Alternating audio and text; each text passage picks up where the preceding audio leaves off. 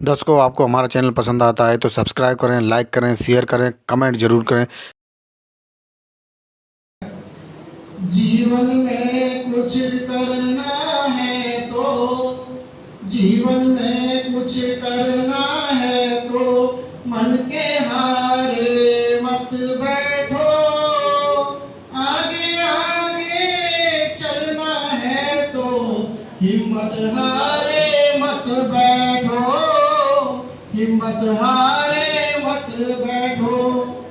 चलने वाला मंजिल पाता, चलने वाला मंजिल पाता, बैठा पीछे रह जाता।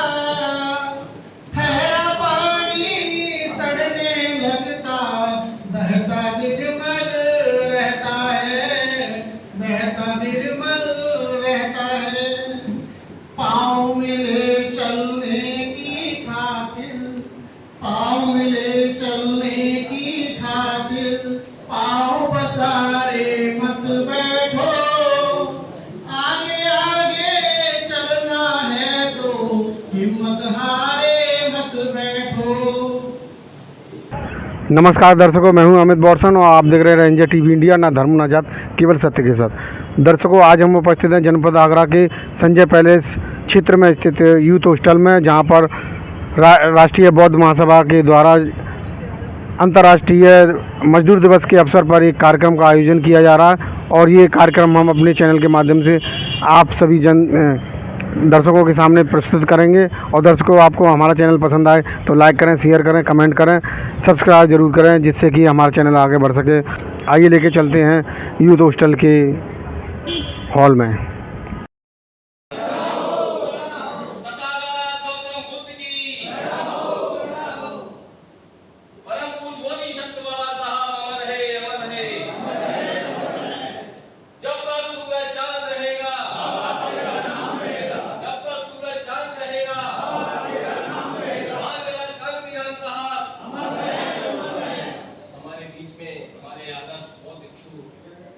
भंते जी भी आ चुके हैं और आज के कार्यक्रम में जो संचालन करेंगे राष्ट्रीय बौद्ध महासभा के जुझारू बहुत ही प्रखर आदरणीय मंडल के अध्यक्ष भूपेंद्र पाल सिंह जी इस कार्यक्रम के साथियों संचालन करेंगे।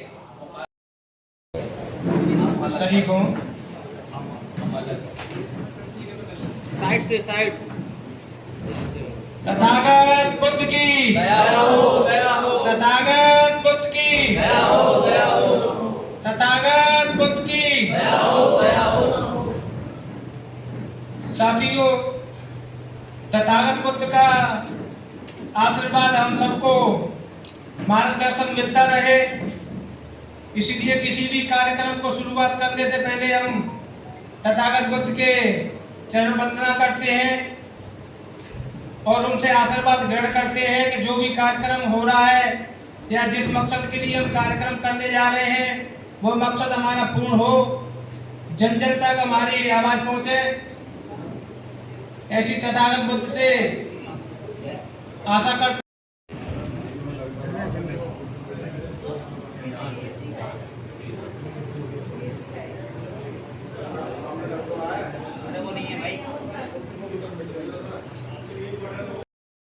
चलिए करते रहिए सर। हाँ, गिलास में ऐसे लगा दे रहा पुष्प पे दो सारे लोग आओ। पार्षद जी आप भी आ जाओ, आओ आप भी आ जाओ, आप लोग भी आ जाओ। आप सभी लोग एक एक करके पूजा वंदना में अपना सहयोग प्रदान करें, तथागत बुद्ध का आशीर्वाद ग्रहण करें। सभी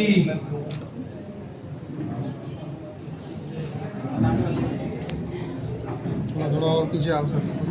सभी उपासक उपासिकाएं एवं मेरे पास में गौतम जी भी खड़े हैं, मैं उनसे भी अनुरोध करता हूं तथागत बुद्ध के चरणों में पुष्प अर्पित करें। आशीर्वाद सभी को बराबर मिलता है तथा वो बुद्ध की करुणा सब पे बराबर बनी रहती है। मानव मानव एक समान तथागत बुद्ध ने हमें नारा दिया था, इसी नारे को लेकर हम लोग समानता की भावना के आधार पर जब भी कार्यक्रम राष्ट्रीय बौद्ध महासभा के बैनर तले करते हैं तो इसी भावना से करते हैं कि मानव मानव एक समान। संसार में तथागत बुद्ध का जो परचम लहराया है, बुद्ध ने जो हमें रास्ता सिखाया है, उसी रास्ते के आधार पर हम लोग कोशिश करते हैं राष्ट्रीय बौद्ध महासभा के सभी लोगों का कल्याण हो।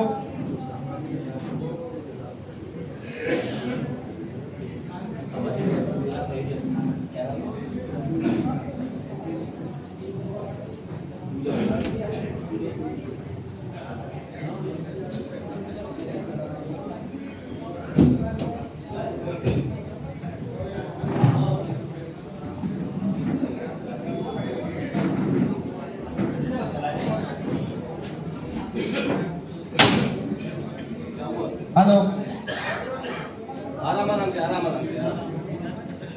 अभी सभी साथी तथागत बुद्ध के चरणों में पुष्प भेंट करें। बाबा साहब को भी आशीर्वाद प्राप्त कर ले बाबा साहब का। अभी बनते जी बुद्ध वंदना कराएंगे, उसके बाद में कार्यक्रम की शुरुआत होती है। जैसा कि राष्ट्रीय बौद्ध महासभा में चलन है, बुद्ध वंदना से ही किसी कार्यक्रम को स्टार्ट किया जाता है। तब तक मैं अनुरोध करता हूँ बनते जी से कि बुद्ध वंदना पुष्प अर्पित करने के बाद में कराएंगे।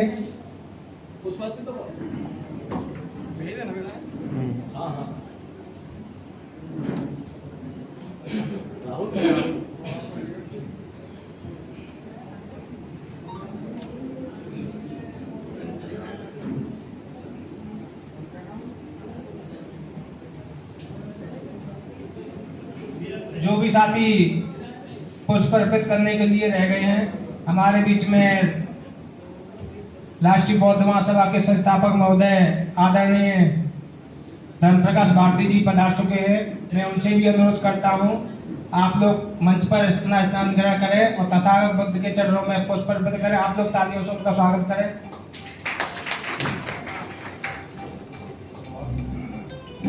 जैसा कि हमें समय समय पर संस्थापक महोदय का आशीर्वाद मिलता है,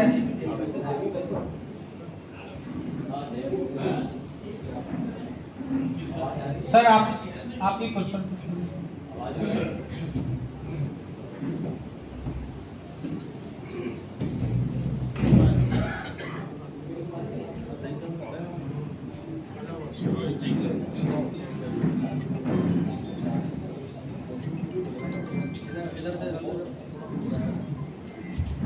जो भी साथी बाद में आए हैं वो भी तथागत बुद्ध के चरणों में पुष्प अर्पित कर ले, बाबा साहब का आशीर्वाद ग्रहण कर ले।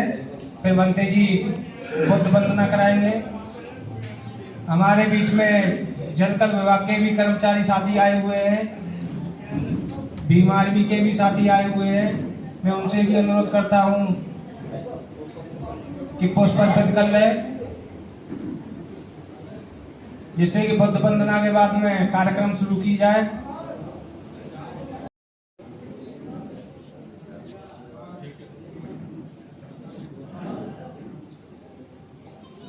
और भी कोई साथी बाहर रह गए हों वो भी आ जाएं।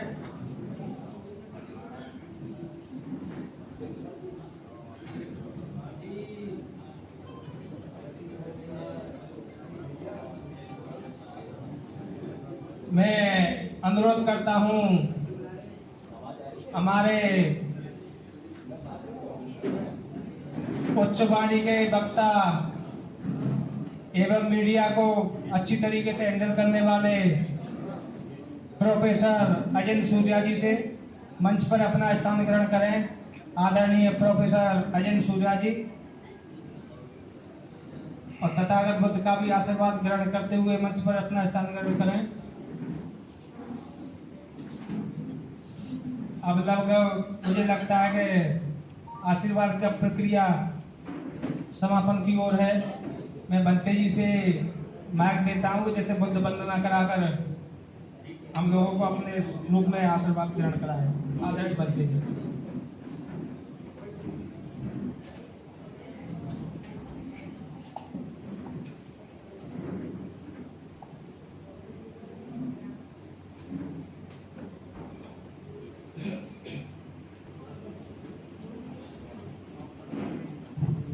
हेलो।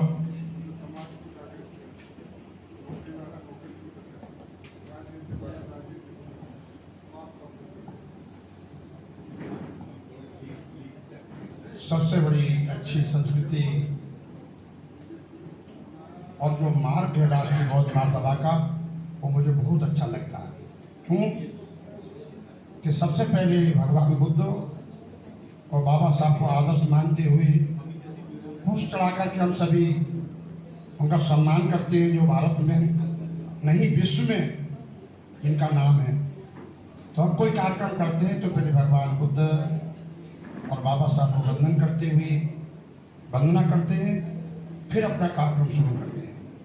कुछ कुछ जगह हमने देखा बुलाया जाता है भिक्षुओं को फोटो की तरह, सिर्फ फोटो खिंचाने के लिए, लेकिन बुद्ध वंदना मंच पर नहीं होती। बड़े बड़े मंचों पर मैंने देखा बाबा साहब का नाम लेने से लोग कतराते हैं, और बाबा साहब ना होते तो कहाँ हम ऐसे हॉल में ऐसे वस्त्रों में बैठ पाते। शरणं गच्छामि, मैं बुद्ध की शरण में जाता हूँ। आप लोग बोला करो, धम्मं शरणं गच्छामि, मैं धम्म की शरण में जाता हूँ, मैं धम्म की शरण में जाती हूँ। संघं शरणं गच्छामि, मैं संघ की शरण में जाता हूँ। द्वितीयंपि बुद्धं शरणं गच्छामि,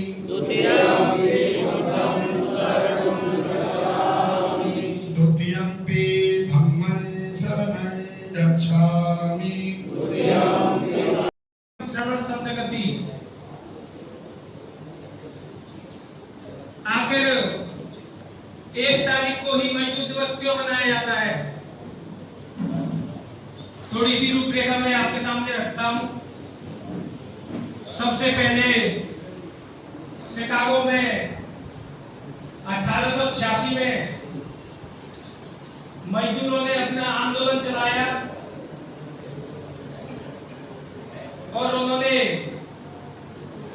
अपने मजदूरी के 8 घंटे निर्धारित करने के लिए धरना प्रदर्शन किया।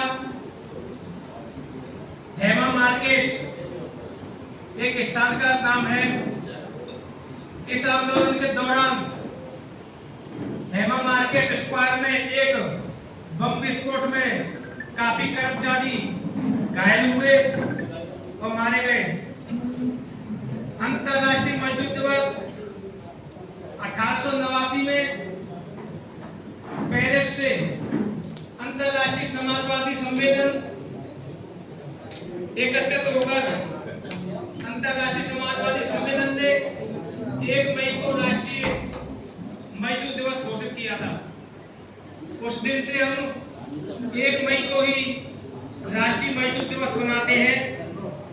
भारत में 1 मई 1923 को सबसे पहले मद्रास जो चेन्नई में है पहली बार मजदूर दिवस मनाया गया था। 1923 में लगभग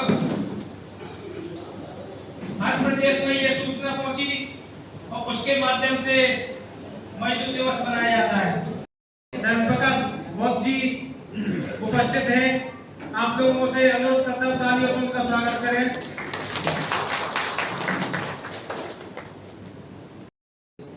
बंते जी से वंदना बंदामी और संस्थापक महोदय जी को पट्टिका पहना है पंचशील का। मुख्य अतिथि डॉक्टर राजाराम आनंद जी को भी पहना है। ये अलीगढ़ से चलकर हमारे बीच में आए हुए हैं। विशेष अतिथि माननीय भीष्मपाल जी प्रांतीय अध्यक्ष अनुसूचित जाति अनुसूचित जनजाति वैसे शिक्षक से उपस्थित है हमारे बीच में। उनका भी आप तालियों से स्वागत करते जाएं। प्रोफेसर अजिंक्य सूर्या जी हमारे बीच में उपस्थित हैं।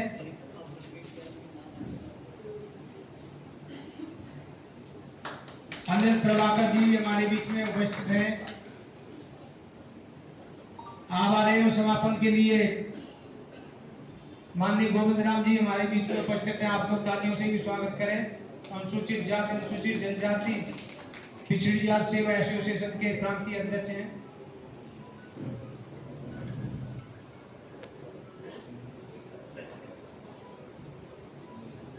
सुनील सुरोई जी, मैं आपसे अनुरोध करता हूं, राष्ट्रीय अध्यक्ष जाकर महापंचायत, मैं उनसे भी अनुरोध करता हूं मंच पर अपना स्थान ग्रहण करें। सुनील सुरोई जी, आप लोग तालियों से भी स्वागत करें उनका।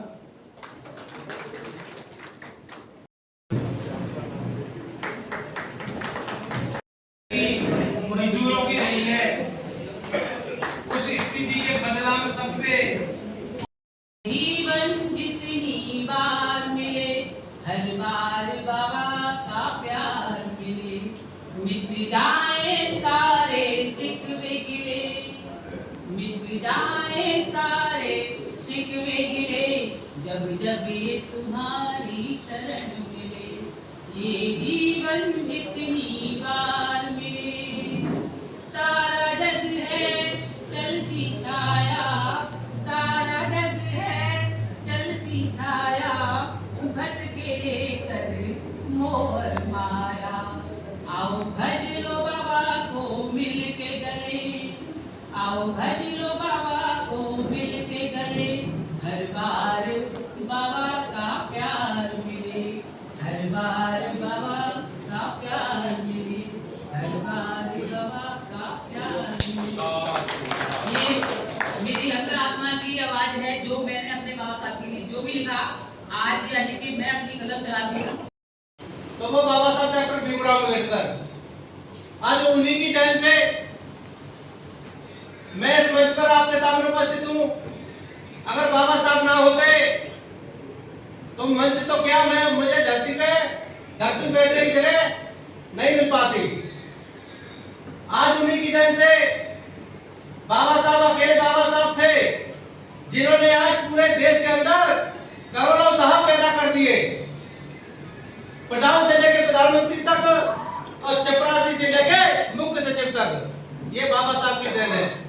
बाबा साहब बाहर बैठ के पढ़े, लेकिन उन्होंने अपने रात दिन एक करके अपना जीवन त्याग बलिदान करके हमें अच्छे अच्छे स्कूलों में अंदर बैठने का पढ़ने का अधिकार दिया था। और आज श्रमिक दिवस है। पहले जो मजदूर हुआ करते थे तो उनके 12 घंटे ड्यूटी हुआ करती थी, लेकिन बाबा साहब ने अपने संविधान में और आरक्षण दे करके, अधिकार दे करके उनको 8 घंटे की ड्यूटी देने का काम किया था। हमारी यहाँ मातृशक्ति बैठी है, उनके लिए भी बाबा साहब ने चाइल्ड लीव जैसी व्यवस्था संविधान में लिख करके दी थी। ये सब बाबा साहब की देन है। साथियों, मुझसे ज्यादा वक्ता बैठे हैं और वक्ताओं की लंबी कड़ी है। ज्यादा बोलूंगा तो बोलने तो बहुत कुछ है, लेकिन वक्ता और भी है। मैं तो यही कहना चाहता हूं कि आप जहां भी रहिए, किसी भी राजनीतिक दल में रहिए, किसी भी सामाजिक संगठन में रहिए, लेकिन आज SC ST OBC माइनॉरिटी के लोगों के ऊपर जो अत्याचार शोषण हो रहा है, उसके खिलाफ सब लोगों को एकत्रित होकर आवाज उठानी चाहिए, जब भी हम लोग इन कुरीतियों से बच पाएंगे। आप देख रहे हो रोजाना अखबार में, टीवी के माध्यम से, चाहे हम टीवी खोले चाहे हम अखबार खोलते हैं, सबसे पहले कोई मर्डर, कोई शोषण, कोई हत्या, कोई किडनैपिंग जैसी व्यवस्थाएं सबसे ज्यादा हमारे SC ST OBC माइनॉरिटी के लोगों पर ही हो रही है। और कब से हो रही है आप सबको पता है। आज सरकार ने हम लोगों को दबाने का पूरा प्रयास किया। हम कई पर आवाज उठाते हैं अधिकारों की, तो ये हमें उस आवाज को उठाने नहीं देती है, और इनके खिलाफ कुछ बोलने की हिम्मत ताकत कोई रखता है तो उनको स्टेशन मुकदमों में फंसा करके जेल में जाने काम करते हैं। क्योंकि ये लोग, बाबा साहब चाहते थे समता मूलक समाज की स्थापना होना, लेकिन ये कुछ लोग हैं जो देश में पूरे देश को बर्बाद करके बैठे हैं। इन्हीं बातों के साथ मैं अपनी वाणी को विराम देता हूँ। जय भीम, नमोदय। दो पंक्तियों के साथ शुरुआत करूं। वो यूँ कि मुझे बड़ा बच्चों के साथ बड़ा अच्छी वो पंक्तियाँ लगती हैं और एक ऊर्जा एक जोश भरती हैं। तो कुछ गलती हो तो क्षमा करें, आप उसके साथ जुड़ने की कोशिश करें। जीवन में कुछ करना है तो, जीवन में कुछ करना है तो मन के हारे मत बैठो, आगे आगे चलना है तो हिम्मत हारे मत बैठो, हिम्मत हारे मत बैठो। चलने वाला मंजिल पाता, चलने वाला मंजिल पाता, बैठा पीछे रह जाता। ठहरा पानी सड़ने लगता, बहता निर्मल रहता है, बहता निर्मल रहता है। पाँव मिले चलने की खातिर, पाँव मिले चलने की खातिर, पाँव पसारे मत बैठो, आगे आगे चलना है तो हिम्मत हारे मत बैठो। बैठ गया धीरे धीरे चलकर कछुआ, देखो बाजी मार गया, देखो। जिसमें मुख्य रूप से बात है विषय रखा है श्रमिक और श्रम समिति। क्योंकि हम जानते हैं कि मजदूर वर्ग में सबसे ज्यादा हमारे बहुजन समाज के लोग भी जुड़े हुए हैं। तो श्रमण या जिसे हम कहें समण, कुल मिला के जो श्रम करके अपनी जो रोजमर्रा की रोटी रोजी कमाकर और समाज में स्थान बनाए हुए हैं, ये श्रमिक ही सही मानने में समण के रूप में एक समाज में एक नई दिशा दे रहे हैं। क्योंकि अन्य लोगों ने समाज में क्या किया है, किस तरह समय काटा है, किस तरह शोषण किया है, जो छुपा नहीं है, उनके बारे में चर्चा नहीं करेंगे। लेकिन हम इतना जरूर जानते हैं कि बहुजन समाज के ये लोग जो मुख्य रूप से श्रमिक हैं, जो मुख्य रूप से मजदूरों, कामगारों, नौकरी पेशाओं के नेता काम कर रहे हैं, तो परम पूज्य बाबा साहब रहे हैं। तो इसलिए हमें पूरे बहुजन समाज को बाबा साहब का ऋणी होना चाहिए। बाबा साहब ने अपने कार्यकाल में जितना, चूंकि हम बाबा साहब को बहुत सारे हम धार्मिक रूप में जानते हैं कि बाबा साहब ने हमको बौद्ध धर्म देकर, स्वयं दीक्षा देकर हमको एक नई दिशा दी।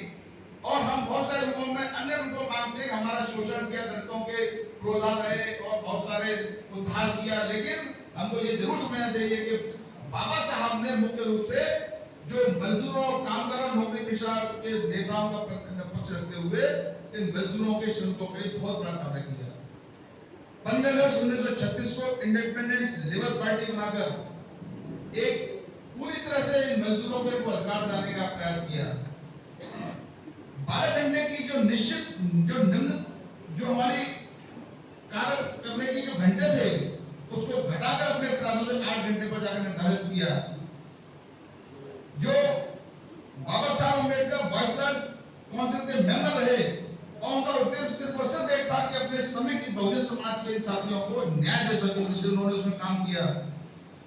जो मैटरनिटी लीव, जो मातृत्व की जो महिला हमारी मजदूर थी, उनको निश्चित रूप से उनको मातृत्व का छुट्टी का अब लाभ देने की शुरुआत जो थी वो परंतु बाबा साहब के नेतृत्व में शुरू हुई। 1946 में जब लेबर मिनिस्टर रूप में रहे तो निश्चित रूप से जो मिनिमम वेजेस बिल जो उन्होंने पेश किया था उसको पारित कराया और 1948 में यही जो बिल था वो न्यूनतम मजदूरी कानून के रूप में स्थापित हुआ, जिसके तहत मजदूरों को उनका अधिकार मिला। ट्रेड डिस्प्यूट एक्ट, जो कि महाराष्ट्र गवर्नमेंट वो चाहती थी कि इनमें उलझ के रह जाए, वो चाहते थे कि मजदूरों वो विध्वंसकारी मानते थे। जब मजदूर अपनी बात कर रहे हैं कि विध्वंसकारी है, तो बाबा साहब ने ये उसका विरोध किया और कहा कि मजदूरों के यूनियन के माध्यम से अपनी बात को रखने का पूरा जो है पुरजोर मैं समर्थन करता हूँ।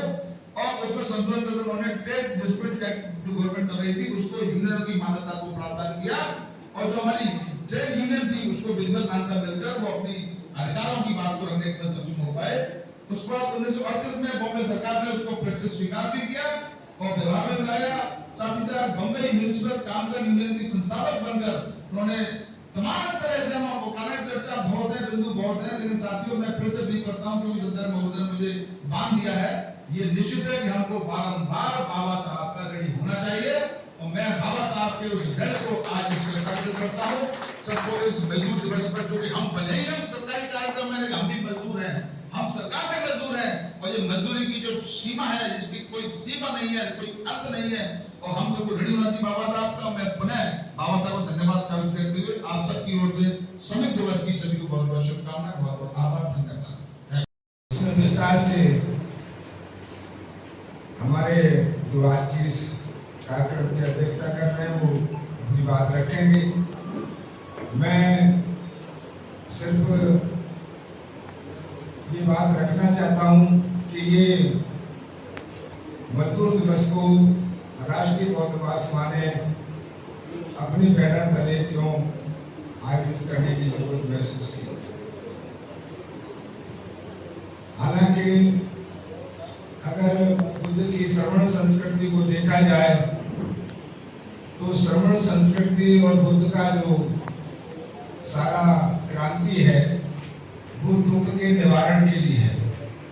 अगर कहीं दुख है तो उसका कारण वो बताते हैं, निवारण की गारंटी लेते हैं और उसके बाद वो उसका मार्ग भी दिखाते हैं। तो आज अगर ये हम कहें कि श्रमिकों का श्रमण संस्कृति के साथ कौन सा नाता है, कौन सी प्रासंगिकता है, कौन सी रेलिवेंसी है, तो बुद्ध की जो क्रांति है और उसमें जैसे हम खास तौर से बहुत ही बुद्ध धर्म की और जैन धर्म की जो श्रवण परंपरा है, श्रवण संस्कृति है, तो उसको जोड़ करके अगर देखा जाए तो हम कह सकते हैं कि श्रमिक अगर उनकी कोई संस्कृति है तो सही मायने में उनकी संस्कृति श्रवण संस्कृति है। बुद्ध की जो विचारधारा है वही श्रमिकों की विचारधारा का इतिहास है। अभी मई दिवस के बारे में जैसी जानकारी हुई कि 1880 में ये इसके विरोध में मजदूर संगठन खड़े हुए और 1886 में जाकर के इसको वो हासिल कर पाए और उसके बाद तो फिर ये किसी एक देश में नहीं बल्कि आज दुनिया के सैकड़ों देश इस मई दिवस को, मजदूर दिवस को मान्यता देते हैं। और आज जो है पूरे देश दुनिया में मजदूरों के हितों के लिए, मजदूरों के सुरक्षा के लिए, उनके सम्मान के लिए ये जो मई दिवस का आयोजन होता है तो उसमें उनकी आवाज खाली एक दो देश में नहीं बल्कि दुनिया के देशों में बुलंद होती है। उनके ऊपर उनके मान सम्मान की, उनके रोजी रोजगार की सुरक्षा की, उनकी जो सर्विस कंडीशंस है उस पर बहुत सारी बातें मई दिवस के अवसर पर तो खास तौर से हम लोग सुनते हैं। और ये कोई छोटा मोटा समुदाय नहीं है, भले इसे हम अनऑर्गेनाइज्ड मानते रहे, लेकिन इसके हित में अगर मैं ये कहूँ कि 1873 में ज्योतिबा फुले, जो राष्ट्रपिता महात्मा ज्योतिबा फुले के बारे में हम सब लोग परिचित हैं, तो इसकी शुरुआत उन्होंने भी अपने सत्यशोधक समाज में किसानों की और मजदूरों की दशा को ध्यान में रख करके अपने सत्यशोधक समाज संगठन के माध्यम से उनकी आवाज को बुलंद किया। और इसका हम लोग अध्ययन करते हैं तो आज से 2500 वर्ष पूर्व गौतम बुद्ध के जन्म से पहले का इतिहास हमको थोड़ा थोड़ा याद करना पड़ेगा।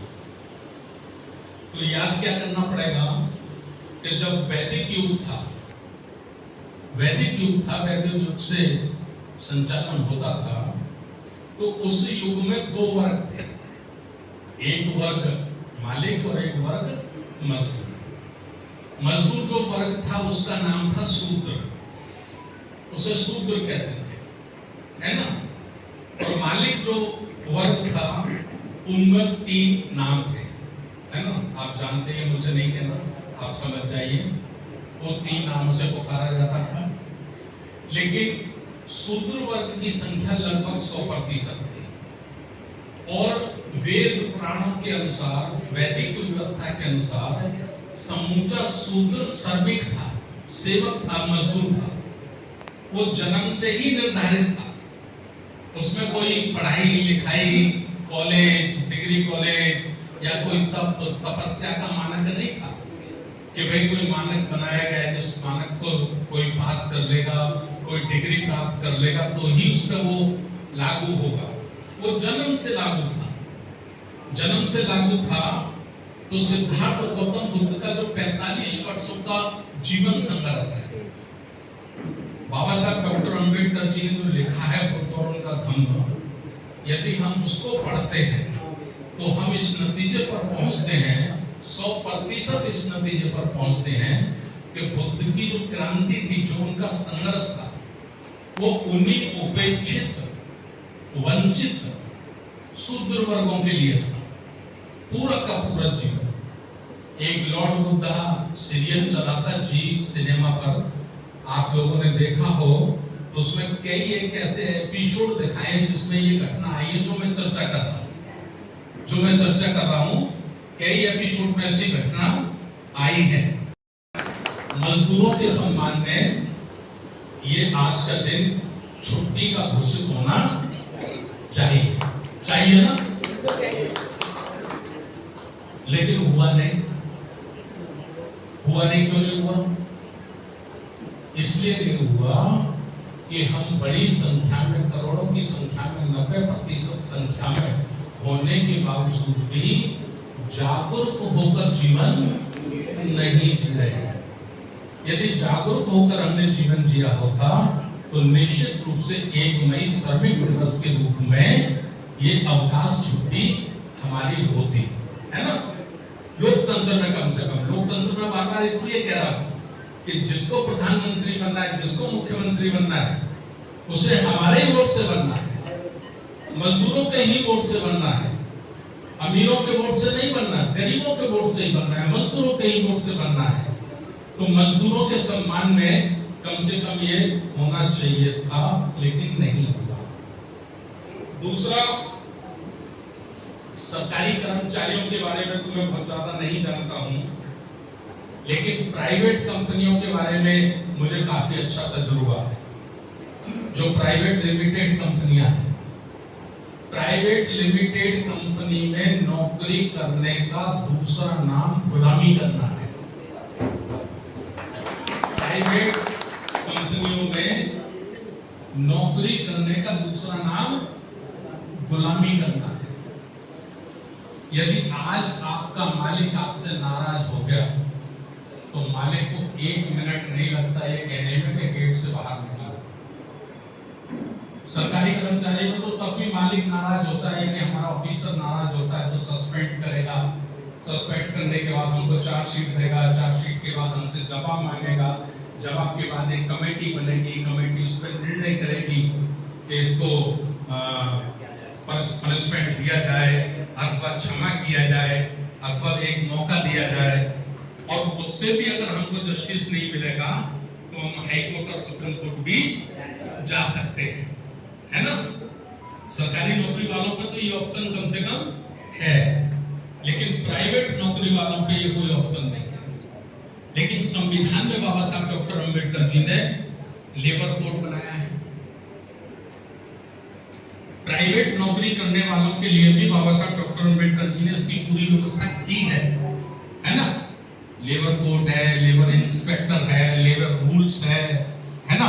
उसके लिए सरकारी वकीलें हैं, अदालतें हैं, मंत्रालय है, लेकिन सब का सब, सारा का सारा सिस्टम बिका हुआ है। सारा का सारा सिस्टम बिका हुआ है।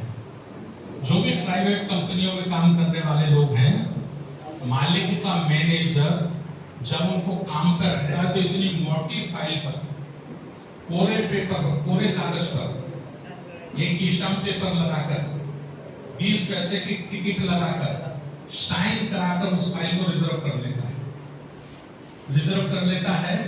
और जब कुछ लोग हमारे कर्मचारी कभी अन्याय अत्याचार के विरुद्ध, कुछ स्वाभिमानी लोग उस फैक्ट्री के खिलाफ आंदोलन करते हैं, धरना करते हैं, प्रदर्शन करते हैं या लेबर कोर्ट में जाते हैं, तो वो मालिक अपने वकील के माध्यम से वही फाइल निकालकर उनका 6 महीने की पुरानी डेट में इस्तीफा ले लेता है। 6 महीने की पुरानी डेट में इस्तीफा ले लेता है और सारी फॉर्मेलिटी वो कर लेता है कि ये तो बहुत पहले इस्तीफा दे गया और इसका जो कुछ बनता था वो भी हमसे ये ले गया, है ना। ये किसके लिए है? ये उसके लिए है जो उसके रजिस्टर में दर्ज है, जिसको उसने लेबर कोर्ट में भी शो किया हुआ है कि ये मेरे यहाँ मजदूर है, ये मेरे यहाँ काम करता है। अच्छा, दर्ज कितने लोग हैं? अगर 1000 लोग काम करते हैं तो 100-150 लोग केवल दर्ज होते हैं, 800-900 लोगों की कोई उसमें एंट्री ही नहीं होती है। अब सवाल खड़ा होगा तो वो 800-900 लोग कैसे पैसा पाते हैं, पगार कैसे लेते हैं, तनख्वाह कैसे लेते हैं, उनका कैसे चलता है?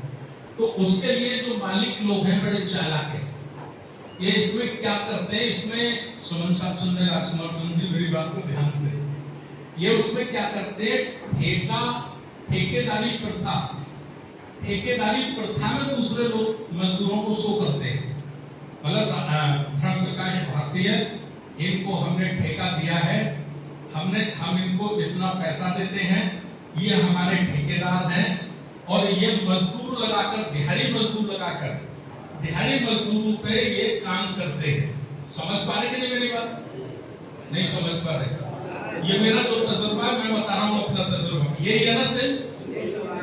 तो इसलिए वो तो लेबर कोर्ट में जाने लायक भी नहीं होते, क्योंकि वो मालिक के लेबर है ही नहीं, वो फैक्ट्री मालिक का मजदूर है ही नहीं, वो तो ठेकेदार का मजदूर है और ठेकेदार के मजदूर से मालिक का कोई लेना देना नहीं है। उसने तो ठेका तय किया है, इतने रुपए में आपको काम करना है, मैंने इतना पैसा दे दिया है। अब वो फ्री में मजदूरी कराता है, कितने में मजदूरी कराता है, ये उसकी हेडिंग है, उसका कुछ नहीं है ना।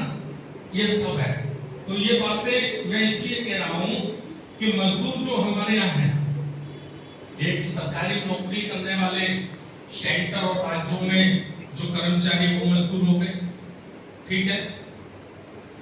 एक प्राइवेट कंपनियों में काम करने वाले लोग मजदूर हो गए, है ना, 2 मजदूर हो गए, एक सरकारी मजदूर, एक प्राइवेट लिमिटेड कंपनी में काम करने वाले मजदूर। तीसरा मजदूर और है जिसकी बहुत बड़ी आबादी है और मैं समझता हूं हमारा कभी ध्यान भी उस तरफ नहीं गया, कभी नहीं गया होगा। बड़े बड़े आंदोलन हमारे देश में होते हैं, बड़े बड़े आंदोलन। आंदोलन का नाम क्या है? किसान आंदोलन, किसान आंदोलन, किसान आंदोलन होते हैं ना, किसान आंदोलन। तो ये किसान कौन है? जो 500 एकड़ जमीन के मालिक है ना, जो 1,000, 2,000 एकड़ जमीन के मालिक हैं, या 500, 200, 300 बीघा खेती के मालिक है, वही है ना, वही किसान है ना। उनकी आवाज तो उठती है, उनका संघर्ष तो होता है, लेकिन एक उस किसान की यहाँ मजदूरी करता है, उस किसान की मजदूरी करता है जिसको कहते हैं किसान मजदूर, किसान मजदूर। उसकी संख्या भी 100 में 90% है गांव देहात में, है कि नहीं है? उसकी भी कोई आवाज नहीं उठती। तो इस तरह से, इसलिए कि ये सिस्टम का क्या हुआ है, हमको जो संविधान में अधिकार मिले या कानून में जो अधिकार मिले वो अधिकार हम नहीं ले सके, उसका मुख्य कारण क्या है? मुख्य कारण है उसका ब्राह्मणीकरण हो जाना और पूंजीवादीकरण हो जाना, हमारे अधिकारों का ब्राह्मणीकरण और पूंजीवादीकरण। चूंकि ब्राह्मणवाद जो है वो ये चाहता है कि जो शूद्र वर्ग है, SC ST OBC जो है, ये केवल इसको इतना पैसा मिलना चाहिए कि ये भोजन इसको उपलब्ध हो जाए, भोजन उपलब्ध हो जाए, इससे ज्यादा इसको धन मिलेगा, इससे ज्यादा इसमें संपन्नता पैदा होगी, तो ये एक दिन मेरे खिलाफ खड़ा हो जाएगा। तो जिसकी आबादी है उसके हक और अधिकारों का सबसे बड़ा कोई नुकसान कर रहा है। आज तक कभी हमारे ये भेजे में उसकी घंटी बजी ही नहीं होगी, हमारे दिमाग में ही नहीं आया होगा वो कौन कर रहा मालूम है? सबसे बड़ा नुकसान, सबसे ज्यादा नुकसान, जिंदगी के हर पहलू में सबसे बड़ा नुकसान कौन कर रहा है? मीडिया। इस देश का मीडिया जो पूंजीपति है, पूंजीपतियों का मीडिया है, तमाम लेख लिखे जाते हैं, 4-4 पेज भरे रहते हैं, उनकी कलम इस पे नहीं चल सकती कि श्रमिक दिवस क्यों मनाया जाता है। श्रमिक दिवस क्या है? क्या ये अकल नहीं है उनको? इस प्रोग्राम की हम 3 दिन से न्यूज दे रहे हैं अखबार में कि यूथ हॉस्टल में श्रमिक दिवस मनाया जाएगा। एक लाइन किसी ने नहीं लिखा, एक लाइन नहीं लिखा। कल यहीं पर इसी जगह पर श्रमिक दिवस मनाया गया, इसी हॉल में मनाया गया, और उस श्रमिक दिवस के चीफ गेस्ट थे राज्यसभा के सांसद रामविलास सुमन। सांसद का एक प्रोटोकॉल होता है, एक प्रोटोकॉल होता है सांसद का, उनका भी हिंदुस्तान में 3 लाइन लगी है, उठावनी से भी छोटी, उठावनी जो लगती है ना उससे भी छोटी। तो आप अध्ययन करिए, चिंतन करिए इस देश में कि जब जब आपकी बात आएगी, जब जब आपके अधिकारों की बात आएगी, जब जब आपके मान और सम्मान की बात आएगी, ये मीडिया या तो कीप साइलेंट होगा या तो फिर आपके खिलाफ होगा। मेरा ये अध्ययन है, मेरा ये अध्ययन है, ये अध्ययन हमको करना चाहिए। और ये चलता किसके पैसे से है भाई? 100 अखबार अगर बिकते हैं तो 100 में से 90 हम खरीदते हैं। टैरिफ जो बनता है ना, विज्ञापन का टैरिफ, लाखों का करोड़ों का, वो टैरिफ हम उसके पाठक हैं, हम उसके ग्राहक हैं, इसलिए उसका टैरिफ बनता है। तो हमें इस मीडिया को भी संज्ञान में रखना चाहिए। गलत कह रहा हूं मैं? मीडिया को भी हमें संज्ञान में रखना चाहिए। हमारे हक और अधिकारों का सबसे बड़ा कोई विरोधी है भारत में तो ये मीडिया है। संविधान में जो हमारे हक अधिकार की बातें कभी नहीं लाएगा, कभी नहीं कहेगा। क्यों साहब? तो इस तरह से ये कुछ बातें मुझे आप लोगों के बीच में रखनी थी। अंत में मैं केवल यही अपील करना चाहता हूं कि देखिए,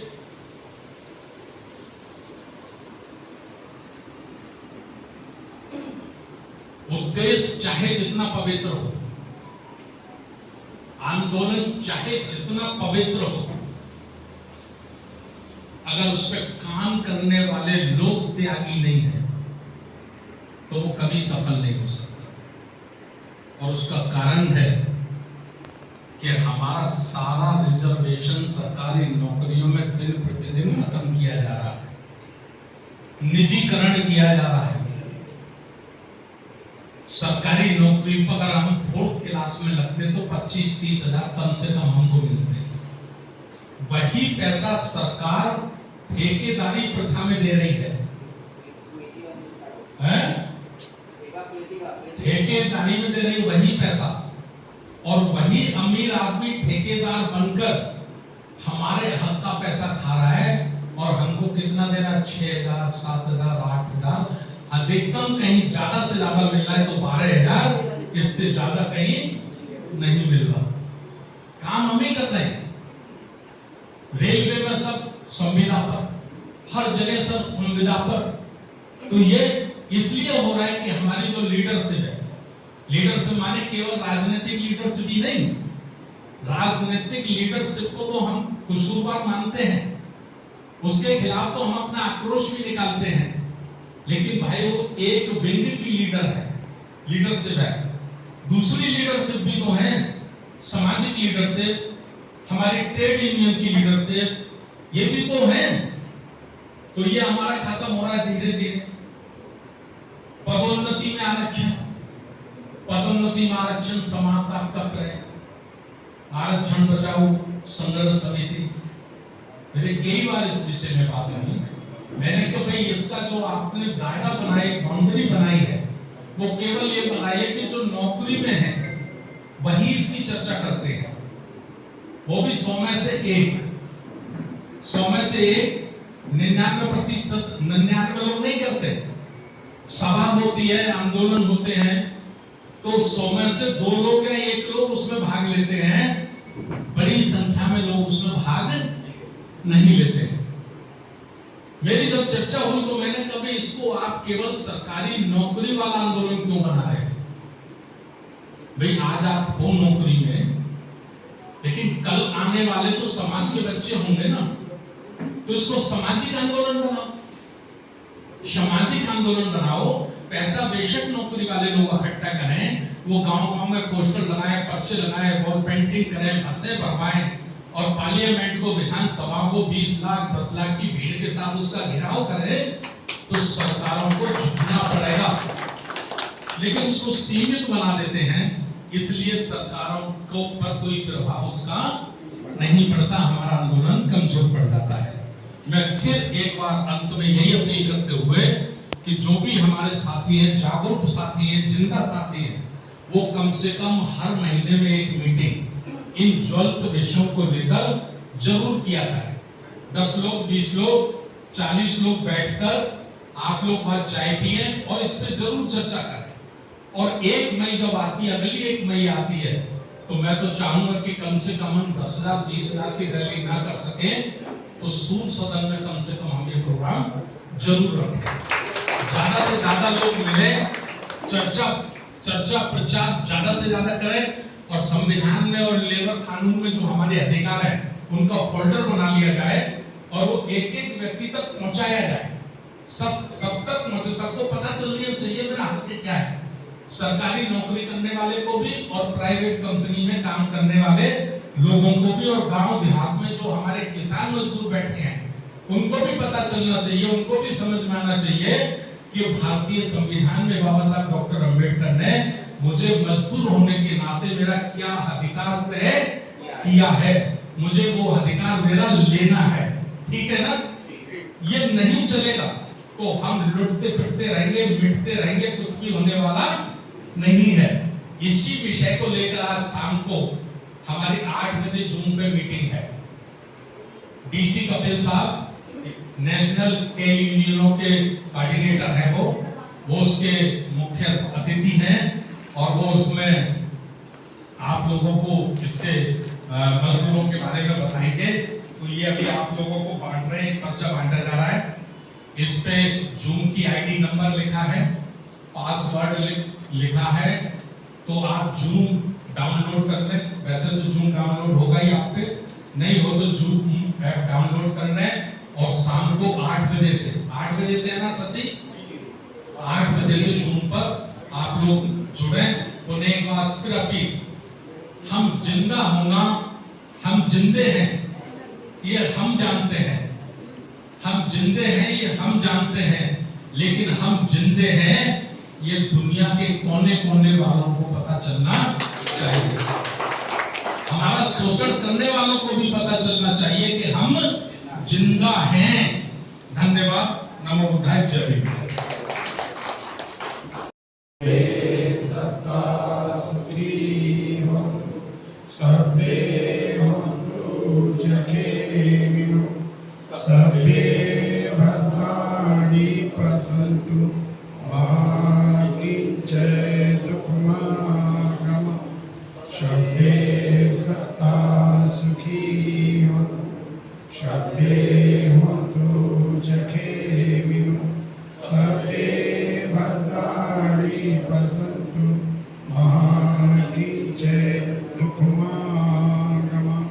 सभी लोग बोलेंगे दुनिया